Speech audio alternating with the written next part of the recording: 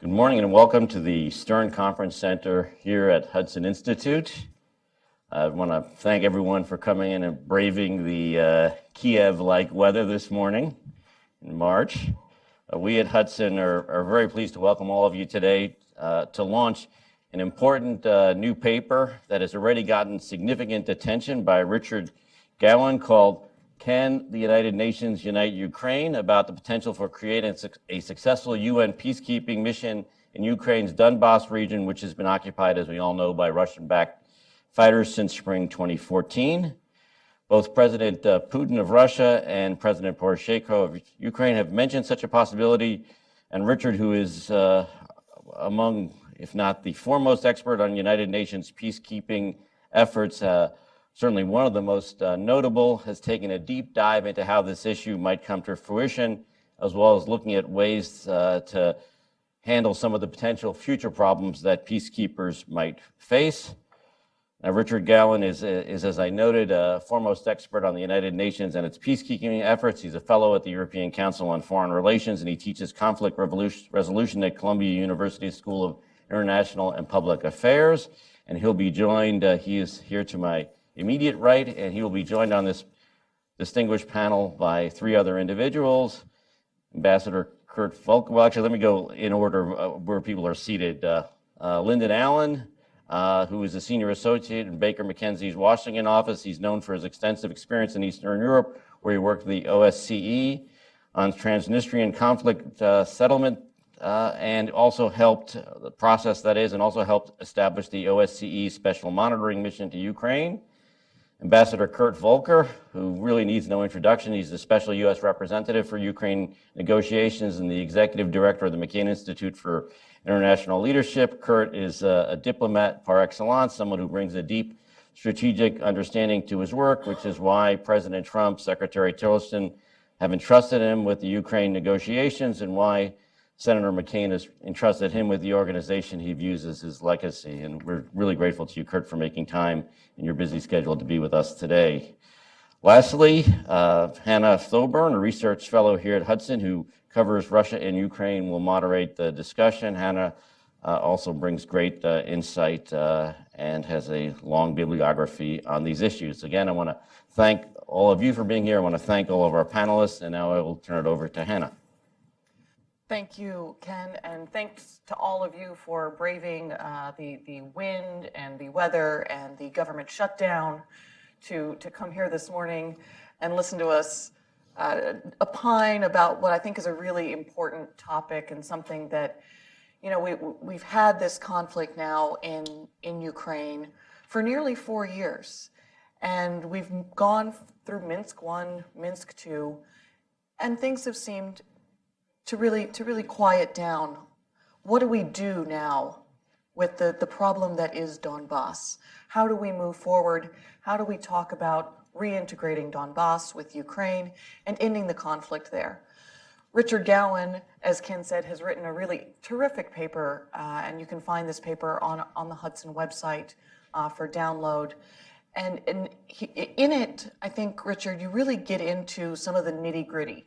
How could this proposal that both Putin and Poroshenko have put out there, how could this potentially work? What are some of the stumbling blocks, some of the potential successes, and what are some of the past UN experiences that can really inform any kind of mission, any kind of peacekeeping mission that we might see in Donbas? So I'm going to turn it over first to Richard, who's going to give a short presentation of his paper, and then we'll move into our discussion.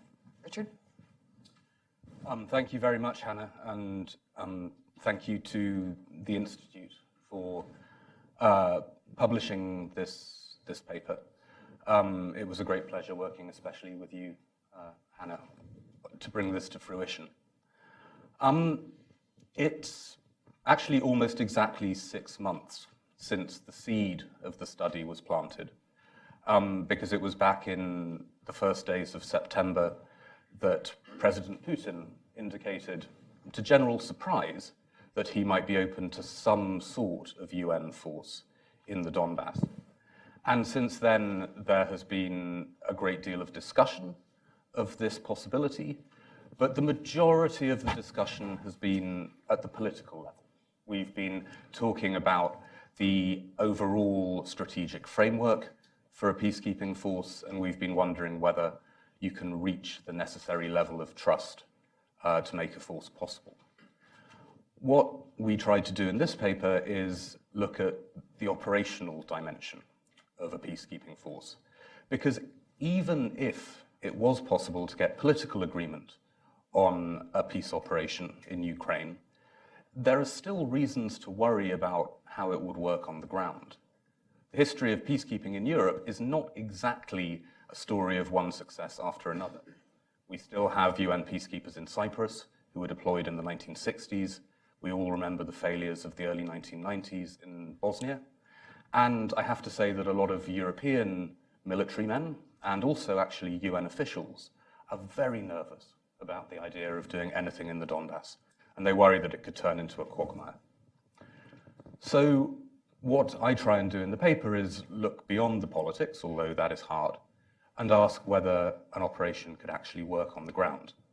Now, as Hannah says, there's a lot of nitty-gritty in there, and this is a paper that will delight those of you who are connoisseurs of multilateral planning formats and care about helicopters.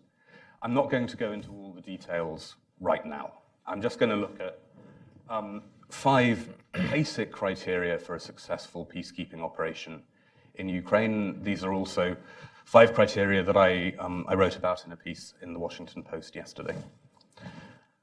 My argument is that to get a successful operation in the Donbas, you need these things: a genuine bargain with Russia, a credible military presence, a strong police presence, a long-term civilian presence, and lastly, a supportive Ukraine. Let's just go through those quickly. We have to start by saying that no peace operation in Ukraine will work if there is not real Russian will to make it work. And that's something, Kurt, that you have said, and I think that we just have to start with that as a fact. There needs to be a real agreement through the Security Council on what a force would look like. We've seen a lot of gamesmanship in the Council between the US and Russia over Syrian resolutions. We can't afford that in the Ukrainian case. We need to see Russia withdraw its personnel, its weapons, and its mercenaries from the Donbas. And it's very important that Russia does not give any support to covert insurgent actions once the peacekeepers get on the ground. These are the basic requirements for a force to work. Now, some of you will look at that and say, well, that was great. I'm just going to go and get some more coffee and leave, because right now the politics does not look very promising. Others of you will look at this and say, well, if Russia was really willing to make all these concessions, why would you need a peace operation at all? Surely it would be possible simply to end the conflict bilaterally. Now, I don't think that is true.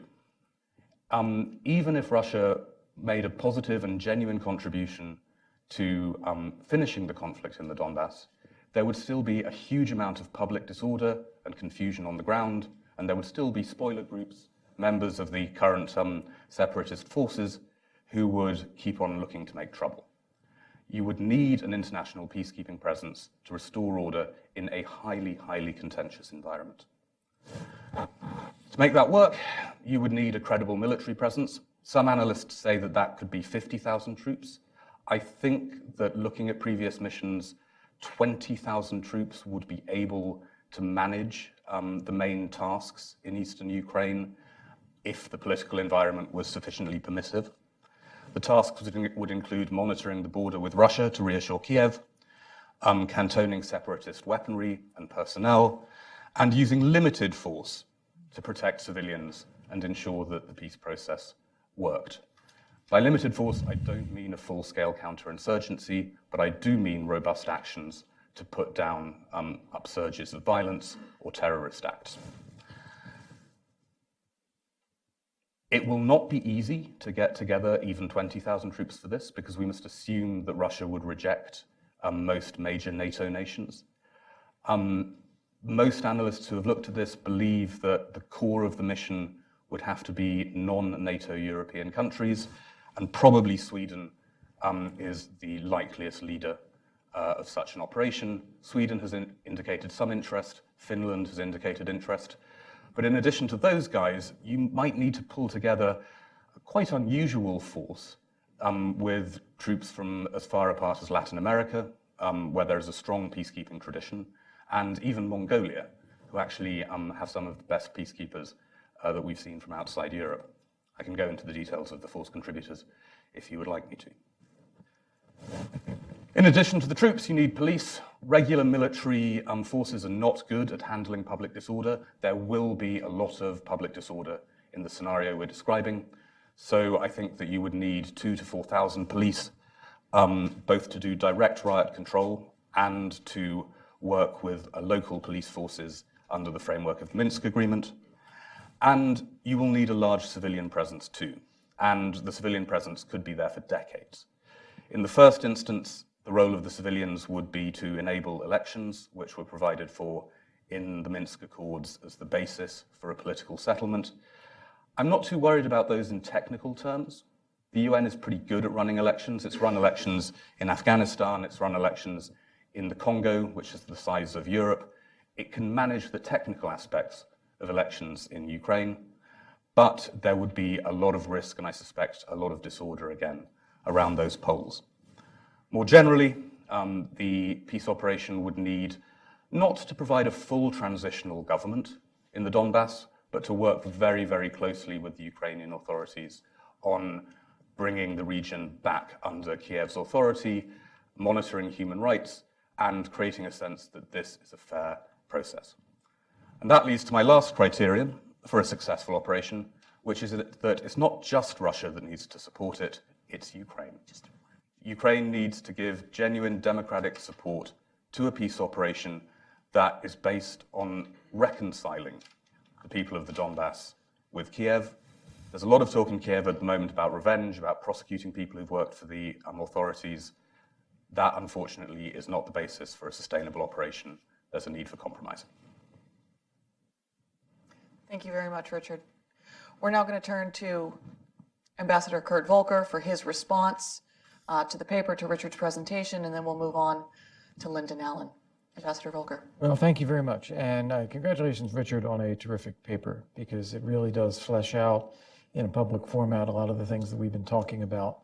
And it focuses very much on the nuts and bolts. How do you do this? I'd like to add a few points of context and a few additional ideas around this. And thank you again for hosting us here. I have to say it's a unique day in Washington, Isn't it? where the government is shut down by cold air. Normally it's hot air that does that. So a unique day. First off, I want to describe the difference between what Richard described and the Russian proposal in September. What Richard described is a genuine peacekeeping force, and one that establishes area security throughout the Donbas, facilitates the cantonment of heavy weapons, and controls the Ukrainian side of the Ukraine-Russia international border. That is very, very different from what Russia proposed in September. What Russia proposed was a UN protection force, which could be UNPROFOR acronym, I suppose. And this UN protection force would be there only to protect the OSCE monitors. And the original proposal was that it would only act on the ceasefire line, which would effectively entrench and deepen the division of the country between the Donbas and the rest of Ukraine. And that was, I think, an intentional proposal to come up with that. But we've had I've had four conversations with my Russian counterpart. The first two were very constructive and exploratory. The third one in November was very much retreating to that line that they took in September. And most recently in January, again, very exploratory and looking at how can we get to a substantial, serious peacekeeping force similar to what Richard described. That's kind of the state of play there. One of the things that Richard, I think, correctly emphasized is that if Russia makes a political decision to get out of the Donbas. And let's be clear, this is a 100% Russian command and controlled operation, militarily, politically, economically. There's no ambiguity about it. If they decide, however, to get out, there is a need for a peacekeeping force to come in for a variety of reasons. The practical security measures on the ground that Richard described, but also for political reasons. It is very important, I would argue, for Russia that it not be Ukrainian forces rushing in behind Russian forces, and that there be a guarantee that the Minsk agreements will be implemented. So that you will have local elections, amnesty, special status for Eastern Ukraine, as has already been agreed, but you need a mechanism to facilitate that. Would Russia ever agree to do this? That's what we're waiting to see. The argument that we've presented is that Russia's not getting anything out of this. If it was hoping to produce a Russia-friendly government in Kiev again, it's not working. It has actually produced a more unified, more nationalist, more westward-oriented Ukraine than has ever existed before, and has completely lost the younger generation of Ukrainians. So this is not working for Russia. And in addition to that, it's paying a very high cost, which is sanctions from the United States, sanctions from the European Union, no relationship with the United States, no relationship with the EU, fractured relationship with most European countries, the cost of the civilian operation, the cost of the military operation, the casualties that Russian soldiers face there, the reputational damage to Russia, and the inability to move forward on issues. And this, I think, even though it serves a nationalist mobilization narrative inside Russia to be there, I think there are a lot of people in Russia who are negatively affected by this, and I think that there is a reason why Russia might choose to wish to get out. And I put it that way, choose to get out, make a decision, because this is not about trust, and it's not about compromise. It's about the West and Russia having fundamentally different goals, but perhaps agreeing that certain steps would be in all of our interest. And that's what we're trying to get to. The concern Richard referenced about this being a UN peacekeeping force that results in a quagmire is a concern that I've heard expressed in many places. I don't see that as a substantial risk, and I'll tell you why. UN peacekeeping forces have become quagmires when they have been put in the position of being an interpositional force with no settlement. Such as in Cyprus, which is, what, I don't know, 40 years now, something like that, 35. Here we have a situation where we already have an agreement, which is the Minsk agreement. What we don't have is a means of implementing it. And what we hope is that a peacekeeping force would be a means of implementing that agreement, where you see it as a transition from Russian control today to UN control during an interim period where local elections are organized and held, where there's security, where amnesty is granted to people who committed crimes as part of the conflict, where special status is cemented, and then transitioning to Ukrainian control.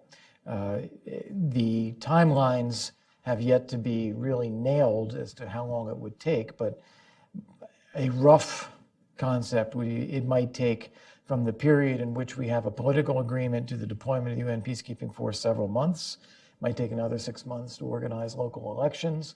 From the point elections take place and they're validated as free and fair, the transition begins. I want to also add an element to what Richard has said. We should not forget the important role already being played by the OSCE and the capacity that the OSCE can bring.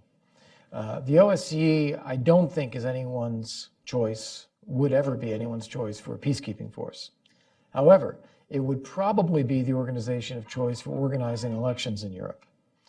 So you would have local elections organized and administered through the OSCE, and then the Office of Democratic Institutions and Human Rights would probably be the organization of choice for validating elections. In addition to that, the OSCE has a very good track record in police training and oversight. So whereas one of the things Richard suggests is a UN police presence of 2,000 to 4,000, it might be that local police who are doing their normal daily jobs effectively even today could remain as local police, and you would want just to surround them with some form of international connectivity, oversight, and training. And that could be done through the OSCE. We had a very successful effort at police training and oversight in Kosovo through the KPS, and a number of countries in the OSCE have volunteered, politically at least, to say they would be interested in helping in that way if they could. As to the possible use of NATO forces, we have not had any serious conversation with Russia about countries that would compose a peacekeeping force. But I would say it is certainly our assumption that that list of countries could not include Russia, could not include Ukraine. I think Russia would insist it could not include the United States. But we haven't talked about others. And I think there would likely be some interest on Russia's part of having a CSTO country or two involved, such as Kazakhstan, for example, which is not out of the question. But then that, I think, also opens the door. Well, there have got to be some NATO countries that would be acceptable to Russia as well. And there are certainly countries that are capable military actors who have experience in peacekeeping who are not members of NATO, such as Sweden or Finland, that I think would be great potential contributors if such a force was to be agreed. So I think the key thing is that we are waiting to hear from Russia on its ideas of how staging a peacekeeping force would work. A critical element in what we're looking for is no incremental decision making. And let me describe that. We assume that a peacekeeping force cannot deploy throughout the entire area in a single day. Just not physically going to happen that way. You'll have to stage it in phases. You might start with a ceasefire line, get to a wide swathe of territory, get to urban areas, get to the border, something like that. And you could imagine that the peacekeeping force is not capable of fulfilling the broadest possible mandate until it is fully deployed. So you could imagine a growth of the mandate over time rather than starting with an absolute mandate from the beginning. So an escalation of the peacekeeping force, if you will. But what we can't have is decision-making along the way, where at each step of growth, you have to renegotiate, recheck, get something new happening. We have to see this as a package from start to finish and view it as a rolling deployment rather than as incremental steps in that fashion. And I think if we did that, there's a lot that we can talk about. So we're interested to receive Russia's thinking on this when they're ready to share, and we'll see where we go from there. Thanks, Kurt. Lyndon.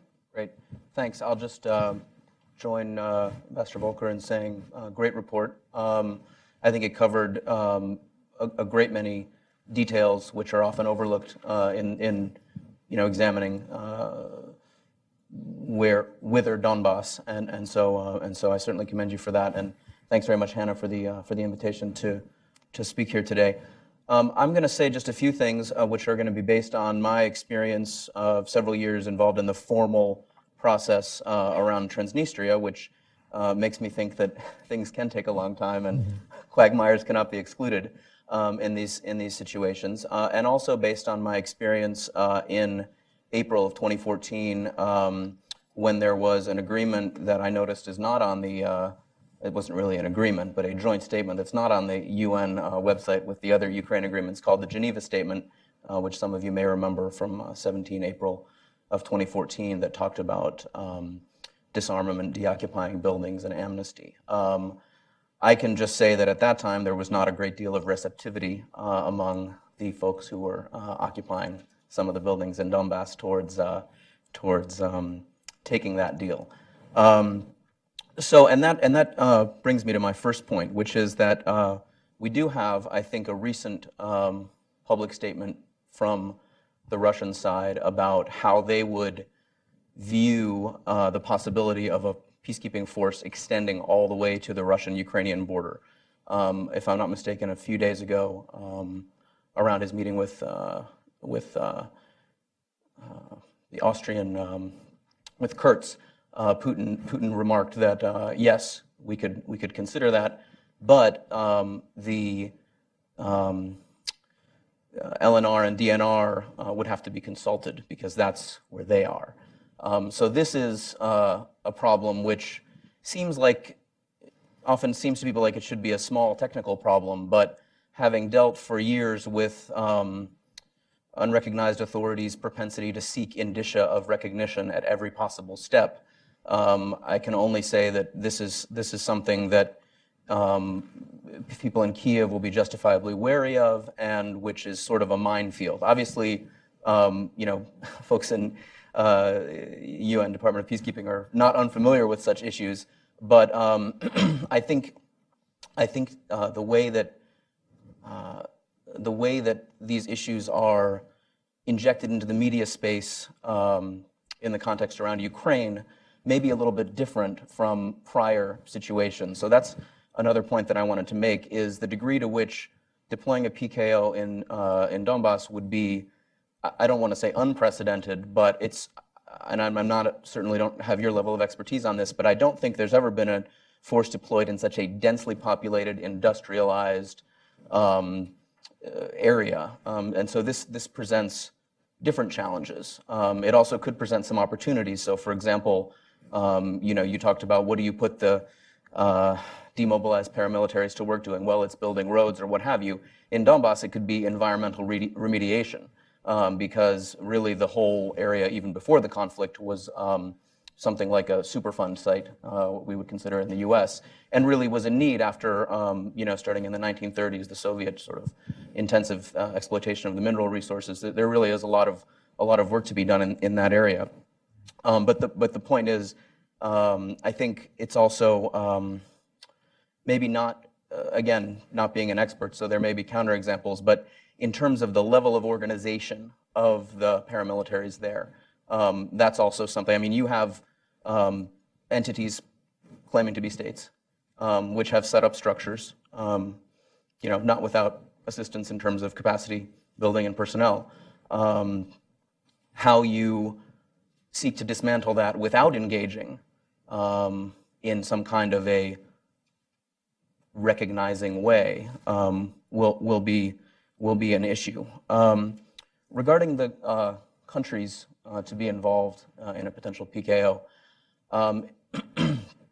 I think it's important to note, regardless of the level of what we believe about the level of Russian involvement, there are a couple of million people living in the space who do have their own agency and decisions to make. And what I can say is that even before the hot phase of the conflict, even in April of 2014, the population on the ground was not particularly receptive to people from Europe, broadly speaking. So this is a population, in particular the ones who have remained, that has been conditioned and in a way has chosen to accept, in some cases, certainly wouldn't envy the choice, not having a lot of options, but they're not going to be receptive to people who are representing NATO countries and who are representing the EU writ large. Now, that's a consequence of the information that they consume, but I don't think we can simply say that's an illegitimate fact, therefore we don't accept that fact. It's a reality which the guys who are at the tip of the spear will encounter every single day when they interact with people. And I know this because we encountered it. And so I think it's really important to think about.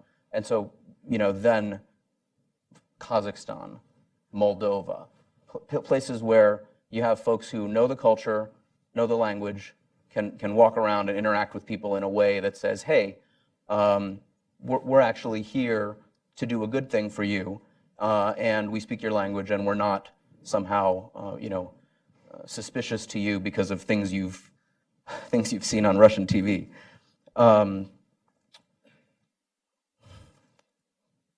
I think I would also note, this is sort of piggybacks on the prior points.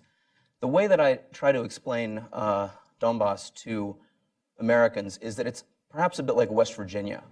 So it's got a proud past in certain areas. I mean, it's facile, but I think it's important to think about this, because if we think about how well integrated is West Virginia into coastal elite American thinking, just as food for thought. And actually, I won't even say any more on that. I'll just leave that.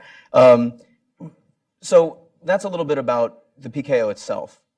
How do you get there, and sort of how do you actually deploy out? I would just add to the excellent points Ambassador Volker made about the OSC that indeed there is substantial police training and capacity within the organization.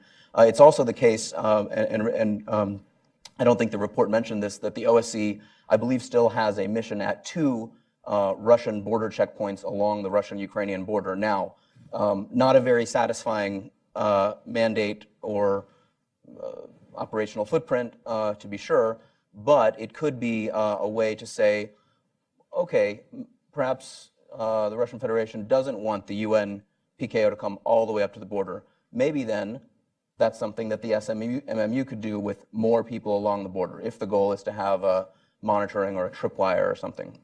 Anyway, obviously this is not an area where there are going to be easy solutions. So that's how you get there. What does the PKO look like? What do you do then with the stability that the PKO is designed notionally to create? It is true that there are agreements.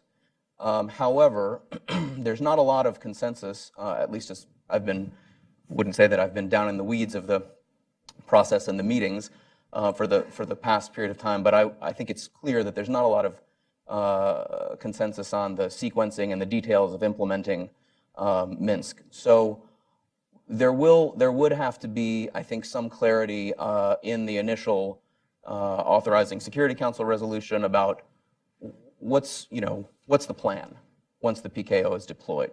And then there would have to be probably another difficult conversation about a format for any future negotiations that have to be conducted on the matter of the contours of the special status. So Transnistria, for example, there's been general consensus among all the international stakeholders involved, and certainly on the Moldovan side and from time to time on the Transnistrian side, that the end state should be a special status for the territory within the Republic of Moldova. That consensus exists, but the negotiations on the details of that special status, who gets to license things, who gets to collect fees, these are things that matter, especially in environments where people's political thinking is driven by having grown up in a lot of scarcity and economic instability. So your report does mention livelihood, making sure that people understand nobody's coming to take away their livelihood. That's vital. And I would say that, there's a lot of issues here. And again, because this was, before the conflict, a industrialized, fairly developed place, there's issues that arise that aren't going to be ones where there's easy transferable solutions from the past. So how do you reintegrate the financial system into the modern financial system? Banks, which may exist. How do you address privatization, capture, takeover of large industrial assets? All those matters are going to have to be discussed. And you mentioned that this is a great gathering for fans of multilateral diplomacy and settlement. I myself am a fan. However, I would say that one of the weaknesses of it, of such formats, certainly from the American point of view, is that they require really sustained, long-term, consistent approach, personnel who are on the file for a long time, who have continuity, who have historical memory, who, if things cycle around and an issue comes back up again in a couple of years, they won't be able to be snowed by folks on the other side who have seen this, been to this rodeo before, so to speak. That's something that's been a forte of the Russian Federation in all of the protracted conflicts in the region.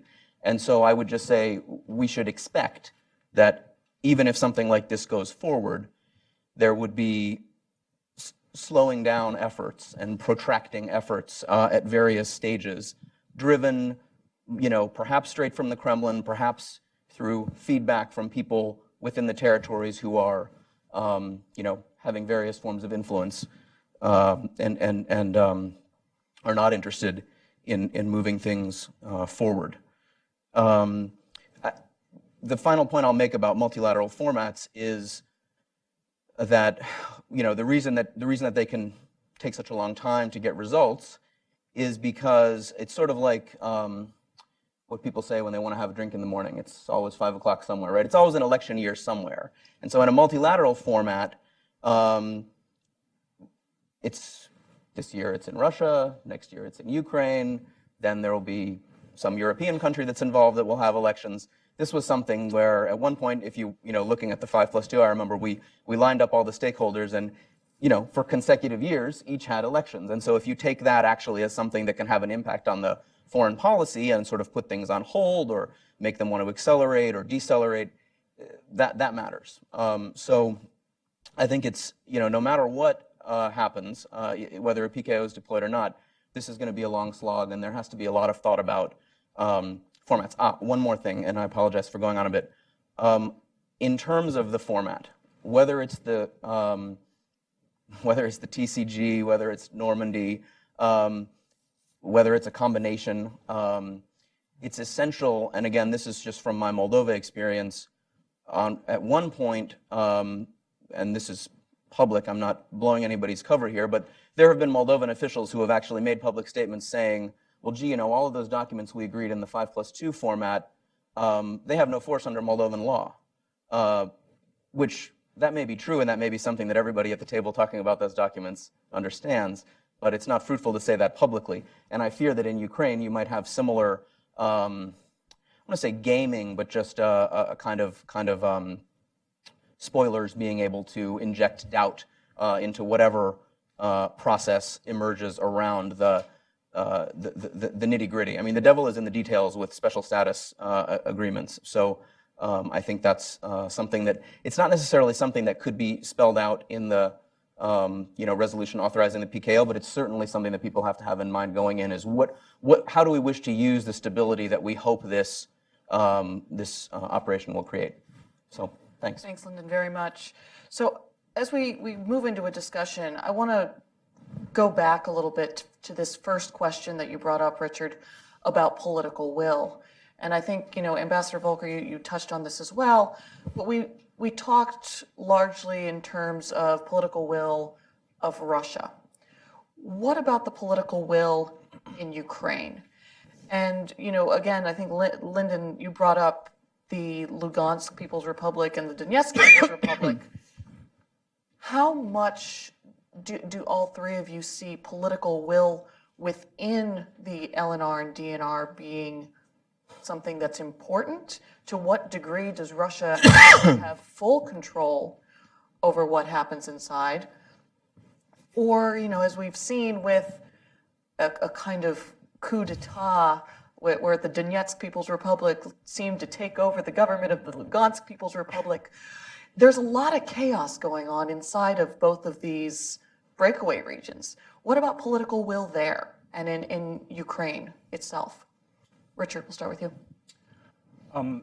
Just before I answer that question, I'd like to support what the others said about the importance of the OSCE. I didn't refer to it, but I think it is worth keeping in mind that the UN has virtually no Russia expertise and virtually no Ukraine expertise, and so the OSCE would be needed to provide that.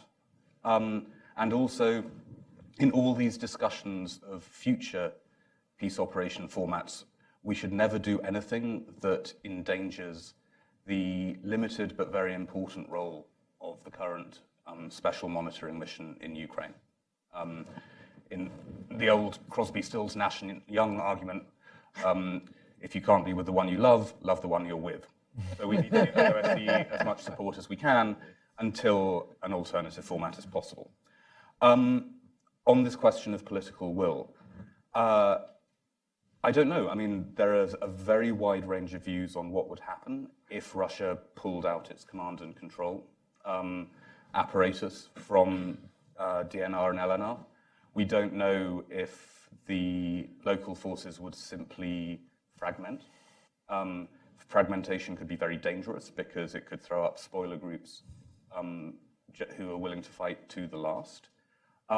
Or, as I think you were suggesting, it is possible that the local political actors would still hold together. This relates to my very final point in the presentation, which is we have to think of reconciliation with the majority of local political actors in the Donbas. There are figures who are politically unacceptable to work with, and it will be necessary to do some cleaning out. But there is a need for a long-term political reconciliation process, which goes way beyond the initial peacekeeping deployment. Kurt. Right, thank you. Let me address the questions that you've raised, and then two others as well. Well, one other really. But first off, on political will from Ukraine towards implementing Minsk, including special status. You've seen the Rada pass legislation already that offers a special status to Eastern Ukraine, and recently renewed in October. So that's already on the table. There's a clear willingness to do that. They've also passed legislation on amnesty, but it's sitting on the president's desk unsigned because there is no ceasefire, no cantonment of heavy weapons, no security. So they're hoping to get some reciprocity from the Russian side to move ahead on things. The other piece that's critical for Minsk implementation is local elections. Ukraine has local elections all the time throughout the entire country, except in the Donbas, because it can't access the Donbas. And as soon as there is an opportunity for there to be security and the ability to hold local elections, Ukraine would like to have them. So I think the will on the Ukrainian side is there. Now, I will caveat that by saying it is hard to maintain in Ukraine the political will to keep making steps like this when there's nothing on the other side. And that is politically difficult generally, and I think increasingly difficult when people start positioning themselves for elections, which is going to happen over the next year. But that being said, it's doable. And I think in a context where Russia is getting its forces out and where peacekeeping forces come in, it's clear the territory is going to be restored, then I think it creates a context in which you could continue to take these steps.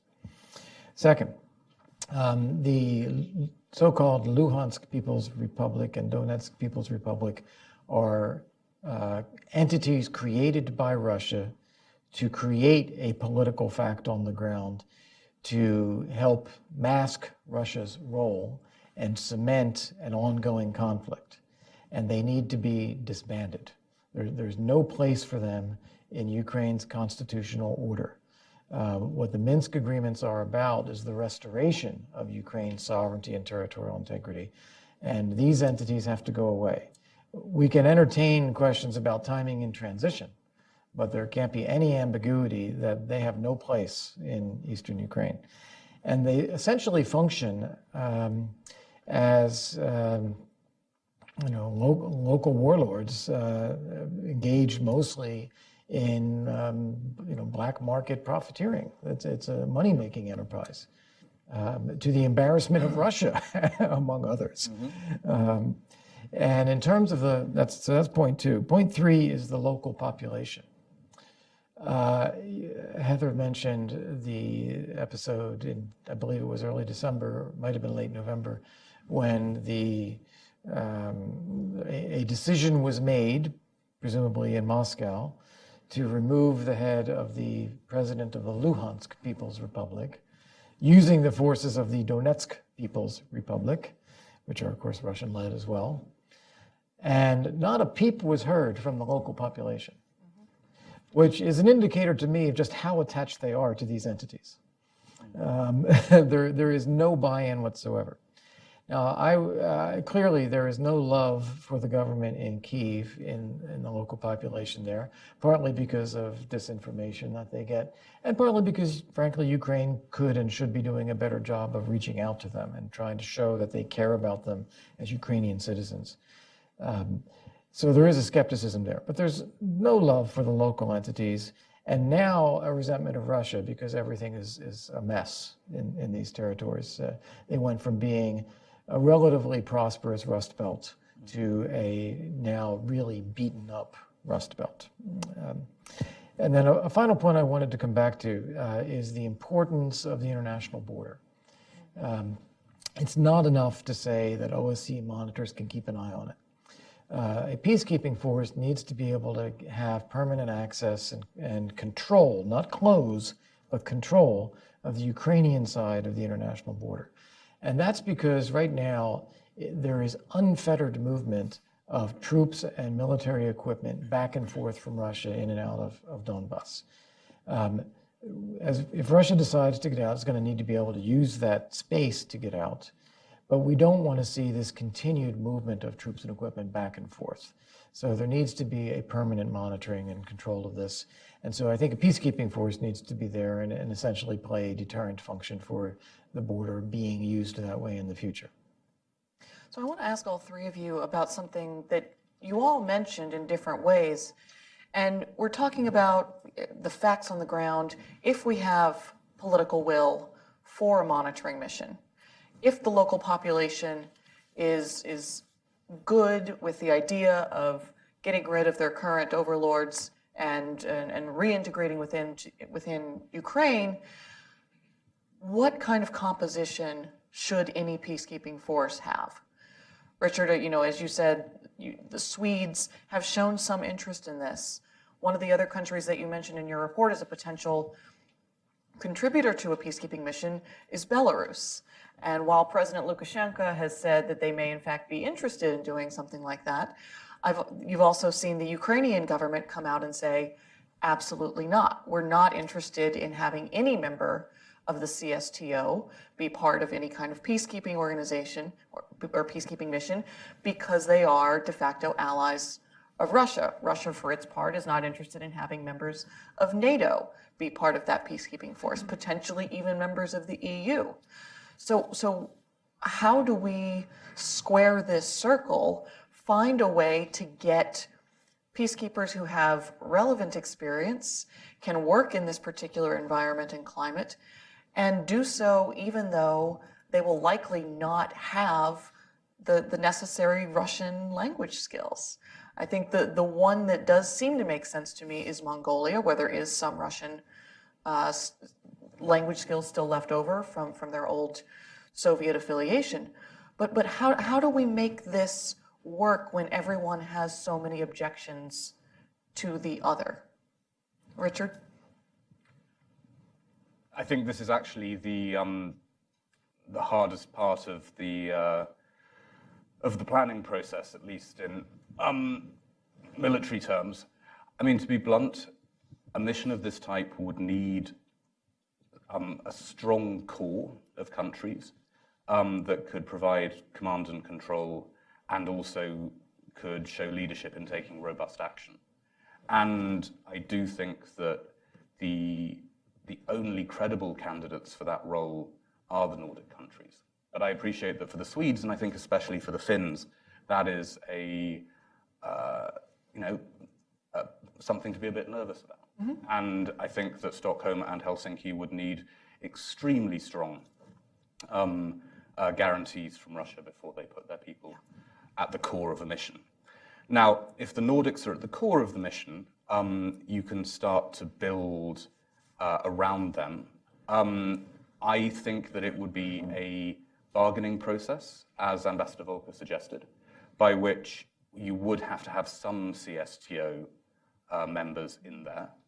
But to balance that, you would have some NATO members. Not France, not the UK, but possibly Greece.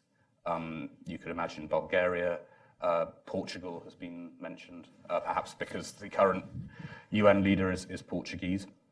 And these countries could provide both troops and police. But that is something that would need very, very detailed negotiations with Russia once Russia had made the basic political decision to allow a mission to happen. You can supplement those with, yes, Mongolia. Latin American troops actually participated in Bosnia under NATO command in the late 1990s, and they're good. The Latin Americans have taken on tough urban operations in places like Haiti, and actually I think they would potentially be willing to go to the Donbas too. But setting up a peacekeeping force is always a painful process of balance and compromise, and that will be especially true in this case. Lyndon, I'd like to get a little bit of a different take from you because the OSCE, where you worked for so long, it does include countries that are both members of the CSTO and NATO. You've got Kazakhstan in there, you've got Russia, you've got France and Germany. How did that work on the ground, and do you see any possibility for doing a similar model in a peacekeeping mission? I think it can work in the OSCE precisely because the OSCE's capacities are so circumscribed and limited. So the OSCE, unlike the UN, does not have career professionals. The OSCE is not even a legal entity, right? So it's a conference still, and so it was a fantastic tool, and it was actually a real, I would say, something of a rebirth for the organization to take on the mission that the SMMU has taken on, which has been, which, by the way, at the outset was supposed to be a civilian monitoring mission, and then on the fly had to be reconfigured into something that was taking place in a war zone. So the folks who have been there, including some of them who have been there from the very beginning, hats off to them for handling that, all the challenges. The question of the presence of, for example, Russians and Americans, it's fraught even in that context. Although folks, everybody does coexist. I mentioned earlier Moldovans, and it's a very small country, obviously, and one that I know particularly well, and it's a small. They have a limited ability to deliver numbers of people. However, they do have folks who have participated in international peacekeeping operations, and I mention them because actually in the SMMU, there is a fairly substantial Moldovan participation, and they've been quite good about not interacting just fine with locals on either side, and not displaying a particular preference or ruffling anybody's feathers in that way.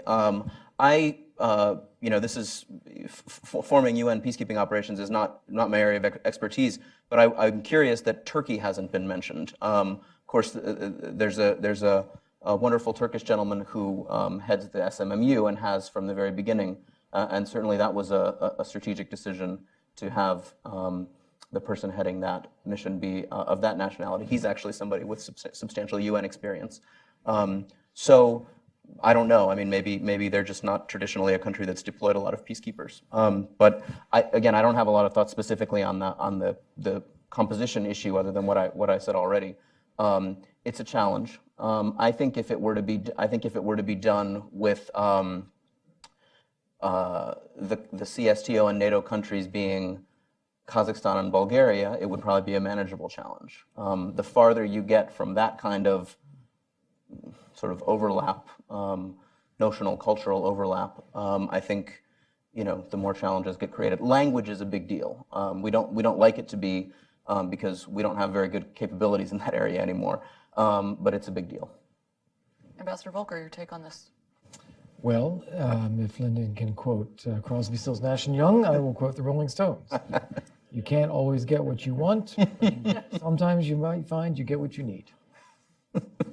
So what do we need? You need a sufficient number of military forces to create area security and create space and time. Because this only ever happens if Russia has made a decision that it wants to see the transition. And in that situation, it's really an implementation function. You just need some capable forces there to help carry it through. All right, and so I want to move on, and I feel like it's difficult to discuss some of the particulars of how a peacekeeping mission might come up when we still haven't moved past the question of political will and having an actual decision on this. But what we do have are feelers. We have some indication that there is interest in moving on, and I was very interested, Richard, in the way that you structured this report. Yes, the political will has to come first. Yes, we have to get past all of that. And then there's all of the nitty-gritty of putting together that operation. But how do you determine what is actually needed in Donbas? You mentioned a wide array of things. Of course, the goal is to implement the Minsk II Accords, to reunite Donbas with Ukraine. But what are the actual pieces of that we need to think about in putting together? You've mentioned policing. You've mentioned reintegration of people who are currently working for the administrations of these so-called regions. What else should the UN or any peacekeeping operation be involved in? Lyndon mentioned things like banking, getting pensions back online, making sure that individuals are getting the heating that they need in their houses and social services are being restored. What role does the UN actually have in doing all of that? Or does the UN help restore the peace, and then once control is restored to Ukraine, the Ukrainians take care of that? What's the proper balance here? I mean, my take is that the one thing that no one wants is for this to turn into a 10 to 15 year mission. Yeah. I mean, no one wants this to be an endless operation. And, we can quibble about the exact timelines, but it seems to me that what the UN can do is provide, an international security presence probably of 2 to 3 years. So you get to the elections, but then you would need an international presence for 1 or 2 years after the elections. I think we need to distinguish that from a lot of what Lyndon was talking about, which is much, much longer term reconciliation and reconstruction processes. Now, UN agencies could be involved in that. And multilateral agencies like the World Bank would also have a leading role in it. And that could take 5 years, 10 years, 15 years.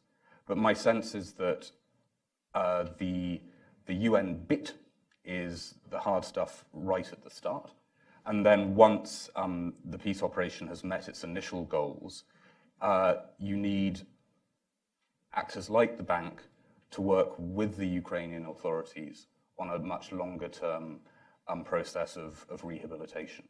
And I don't actually think that the UN peace operations are very good at a lot of that longer term stuff. And there are other actors like the bank or indeed the OSCE that could play that role better. Let me make one point about the early phase though, which is, I think, as important as some of the troops, is that a UN mission needs really good leadership. And you're going to need some very strong special representative of Antonio Guterres to really push this process through and try and get over some of the obstacles that we all agree will arise. And one quick follow-up question on that. How, for those of us who aren't UN experts, how successful has the UN been in really putting a mission in for 2 or 3 years and being able to complete that mission within the given time frame? It doesn't have an amazingly good track record, to be honest. And we have seen missions, especially some of the current generation of missions in Africa, drag on for far longer than anyone expected. When I was working on the report, I did look back, though, to an older model, which is Croatia in the 1990s. And after the end of the Balkan Wars, the UN ran a 2-year mission, very, very time-limited, to help reintegrate Serb-held areas of eastern Croatia back under Zagreb's control. And it managed to do that reasonably well in 18 months. So we should look back to models like that rather than current models such as South Sudan, which are not, shall we say, blueprints for anything. So Lyndon and Kurt, I saw you both vociferously nodding when Richard mentioned the importance of a strong leader of any potential UN mission. Why do you feel strongly about that? Somebody has to maintain whatever momentum is created by the deployment of the PKO, because otherwise you risk. I mean, for me, and again, my perspective is having worked on a very long-running process where there is not such a figure, and there really isn't a position in the sort of array of official negotiation formats around Moldova, Transnistria to drive that process. But it's definitely shown me the great need for that. I think one thing that is important also to consider is that this costs, right? Not just deploying the operation in an era where the U.S. is questioning its commitment to the UN, but reintegration itself and making the case to the people who still live in Donbas. Absolutely, there's a case to be made. Absolutely, they may be indifferent to the current sort of flags that fly there, but I don't know if this is the case there. It is the case in some other places. If they are receiving, for example, heating services that are 5 times cheaper than their folks across the line of contact and their pensioners, and that matters for them, then that's going to have to be, someone's going to have to make them whole, all right? And that somebody will have to be either the Ukrainian government or international partners of some kind. So these local motivations, I would also just say, I mean, they may be warlords, they may be profiteers, they may embarrass Russia. The Transnistrian leadership has done that successfully for many years. I mean, without, again, joking aside, and not taking away from any of the folks involved in their negotiating effort, but in reality, that place has survived thanks to its proximity to the port of Odessa and to the incredibly creative array of money-making and rent-seeking opportunities that people have discovered around that. And Donbas is larger, has more stuff actually there of its own, rather than just being a transit zone, although it is also that. And so the opportunities are quite large. Then you get into a situation where folks have accumulated some resources, these folks on the ground. And if they dislike the decision that Moscow may take, then they may lobby there, here, anywhere. Money moves, and it can, influence people's thinking on political decisions. So I think we really can't deny the fact of folks with agency and resources. They may not profoundly believe in the ideas of those notional flags that exist there, but they may take creative, steps to survive that are not in the traditional military realm and are therefore not necessarily addressed by a traditional, armed peacekeeping operation. Ambassador Volker, how would the U.S. government look at leadership of any kind of mission? Would this person or the way that the leadership is organized, would they be in constant touch with the Ukrainian government, with the Russian government, with local authorities? And what kind of mandate would you like to see that person or organization potentially be given? So there's 2 aspects to leadership. There is the leadership of a peacekeeping operation, and there is the civilian leadership of a special representative and Secretary General. The risk is that when you start implementing, new things come up, unforeseen circumstances, actors create ambiguity, there's some lack of clarity. That's why you need strong leadership to say, nope, it's clear and we are doing this. And you need to have resolve and capacity and direction. And that's what you need strong leadership for, both on the civilian and the military side. And to your question, yes, the civilian leadership should be in touch with everybody, should be constantly communicating, but with that perspective that I have this mandate from the United Nations Security Council, and I am going to implement that mandate. And so you're going to help make that happen.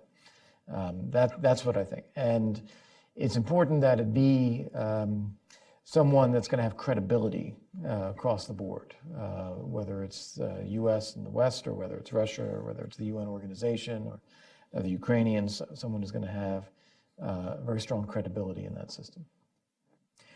Once we do get a mission, and I hope we're on the path to that. We're here sitting and talking about it, which is far better than we were doing a year ago. So I do continue to have hope. But Richard, you sort of in the paper move a little bit further to say, okay, once we get a mission, what else do we need to have? And one of the things you mentioned in your presentation today is this long-term civilian presence. Can I jump in on that? Please. Because that was a point that I wanted to answer earlier and we didn't come by. We have to remember, Ukraine is not a basket case. Ukraine is a pretty well-functioning country with a very developed economy that, it has corruption problems and other problems, but it's doing pretty well. And a lot of the things that people are concerned about, like getting their cell phone service restored and getting their utilities repaired, Ukraine is perfectly capable of doing. The problem is not the Ukrainians' ability, the problem is the conflict. Right. So if you stop the conflict and create security, you don't need a UN or international civilian administration to do these things. You just need to get the conflict out of the way. Well, and that was going to be my question. I mean, we're talking here about getting regular life back in order. And is there a role for the UN there? You all seem to say no, but is there a role for the World Bank, the IMF,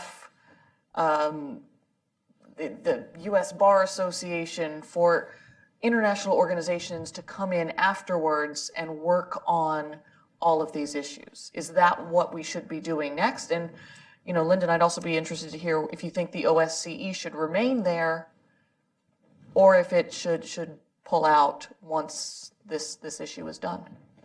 Well, I'll take the last thing you asked first. Obviously, that's a decision for the 57 participating states.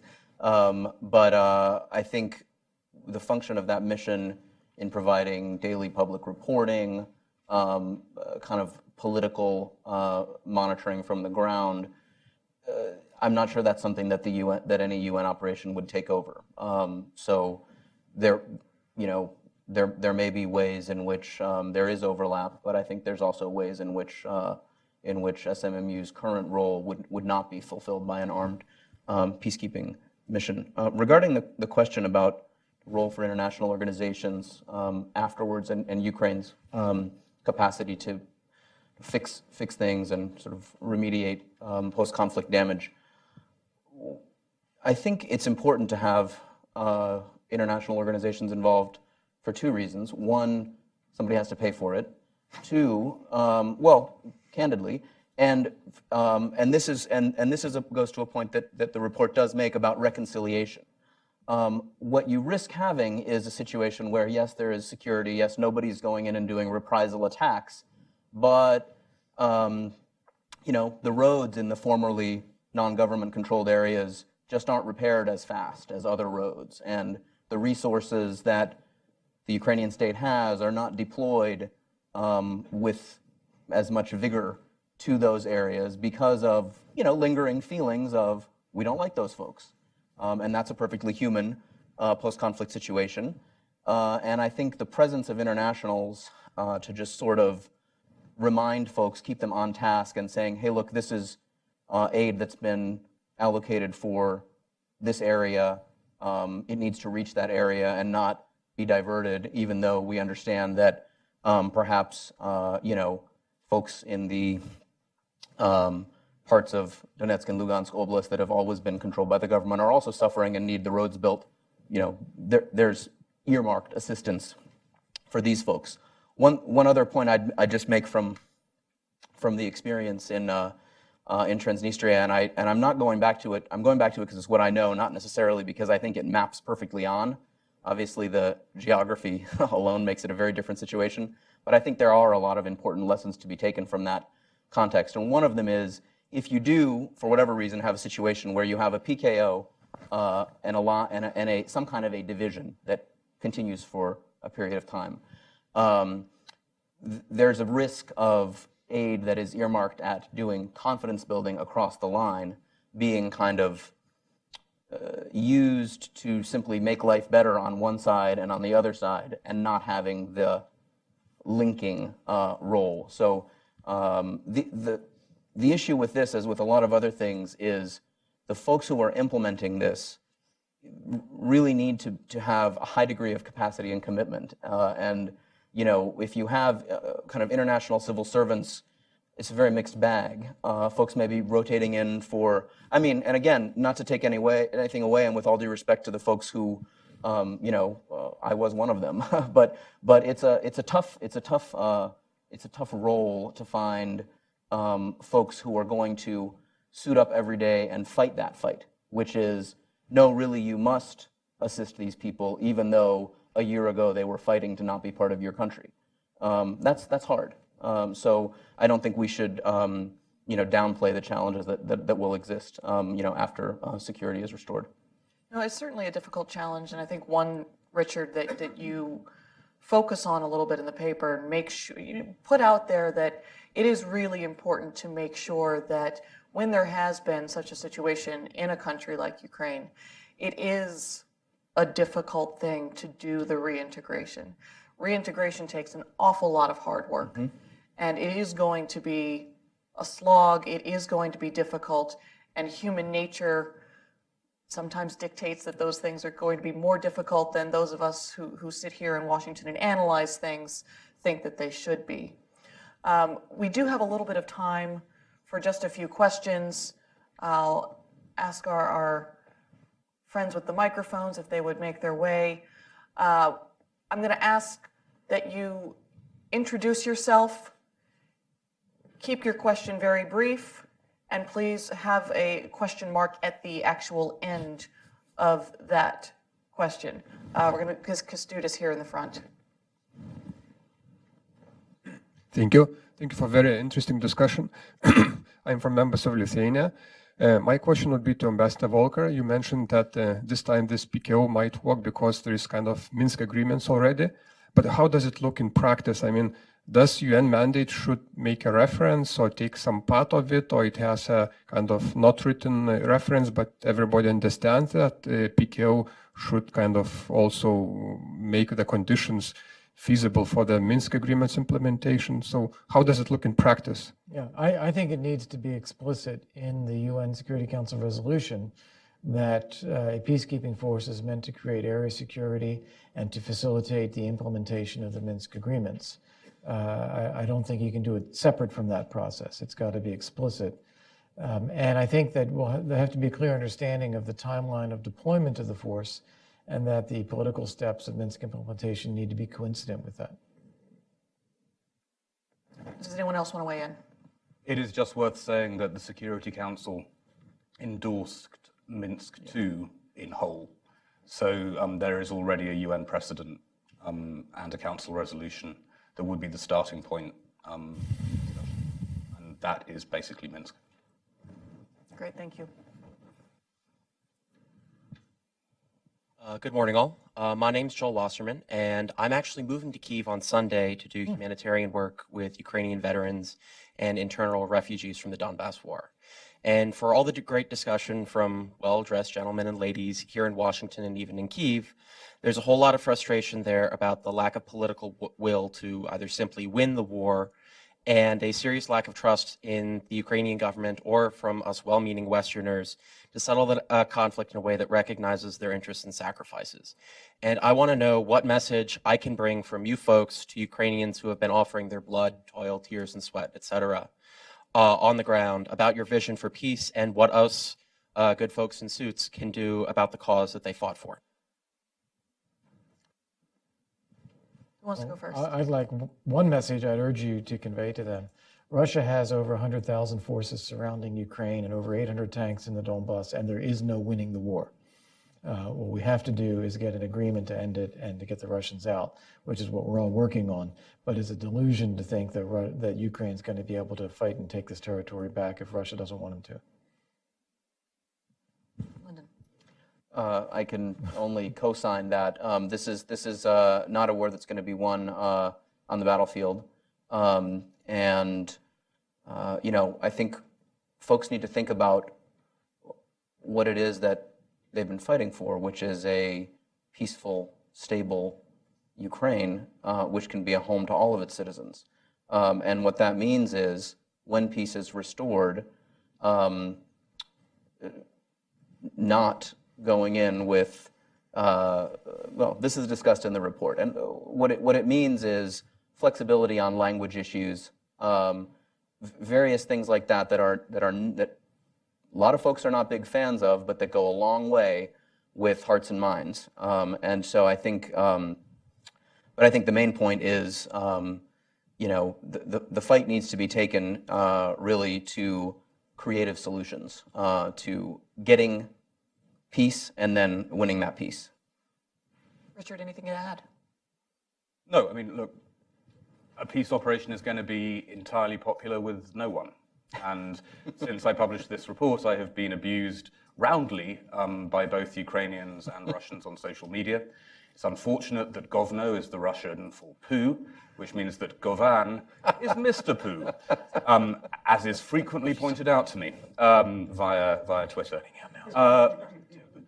Look, I think this is a situation where a bargain unlocks Ukraine's broader progress. And I think that it is a tough choice to make, but I think it's a choice worth making. Yeah. Other questions? Here in the front. Katya Sidova, Georgetown University. Thank you for this great panel. I have two questions, and any combination of you could answer any of them. One is the challenge of reconciliation. I think you alluded to that security being what it is, we're looking at a lot of work that UN international institutions will have to do to repair the damage that Moscow's choices have done. So maybe you can elaborate a little bit on that.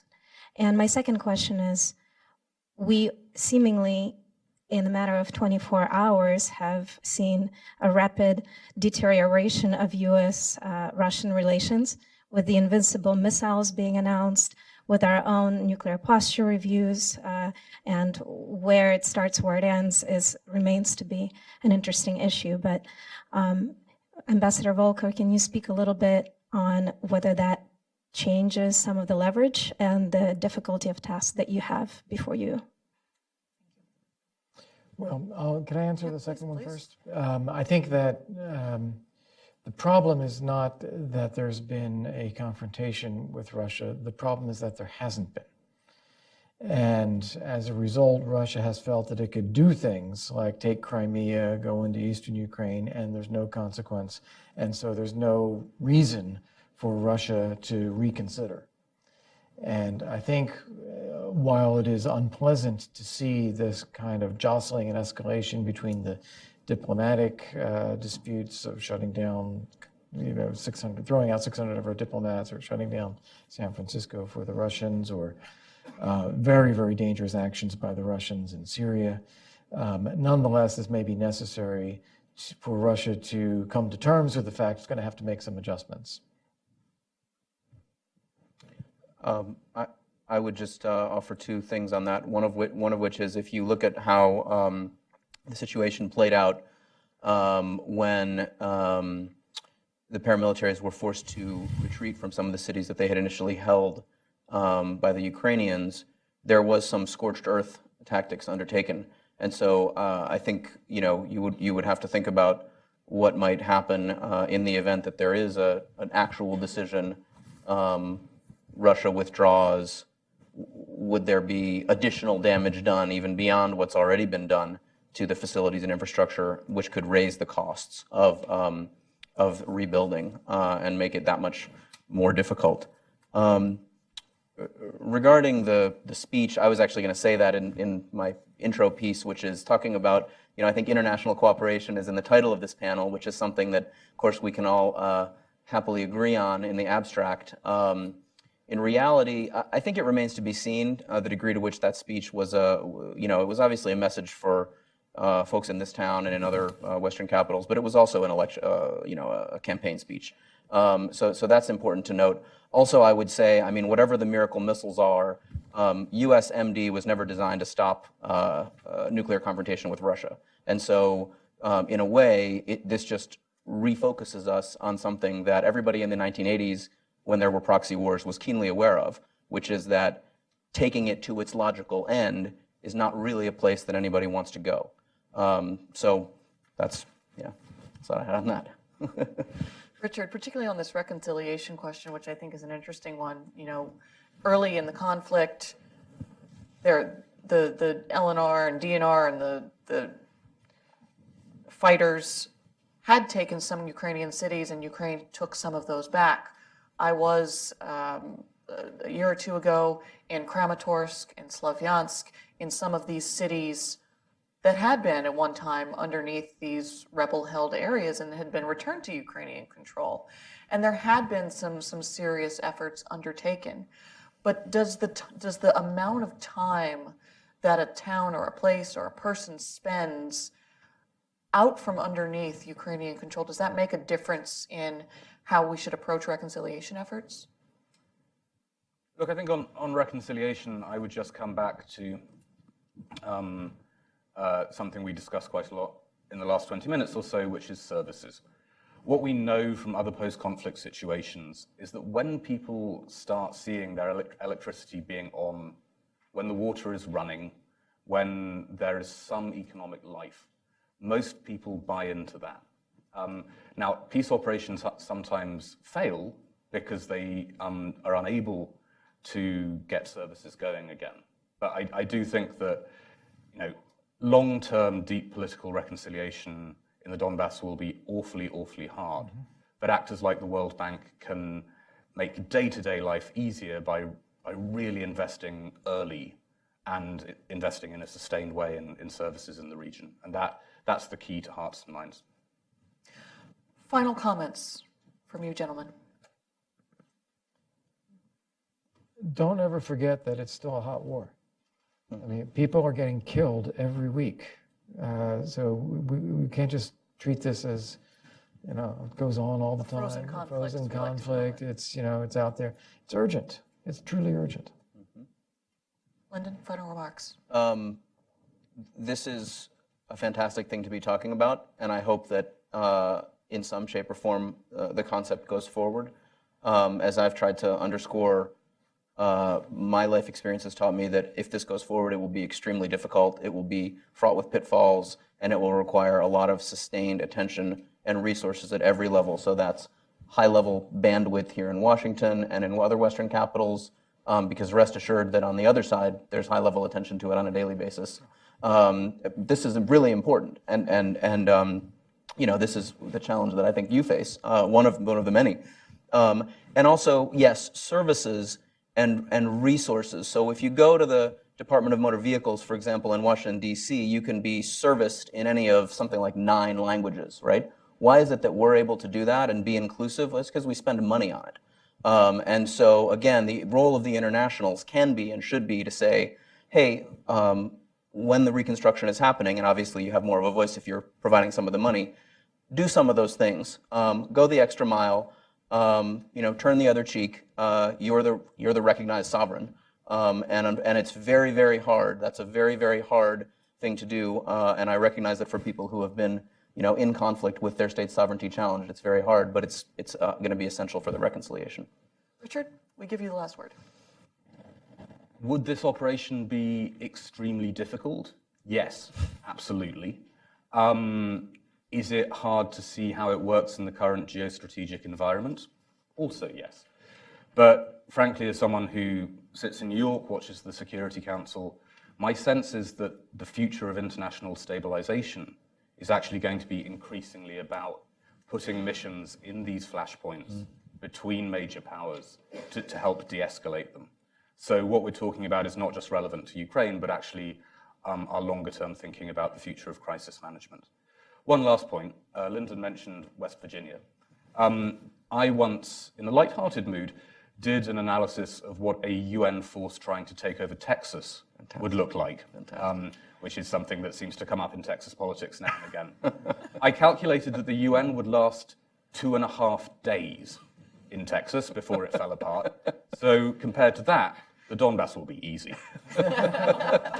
Please join me in thanking our panel. That was great.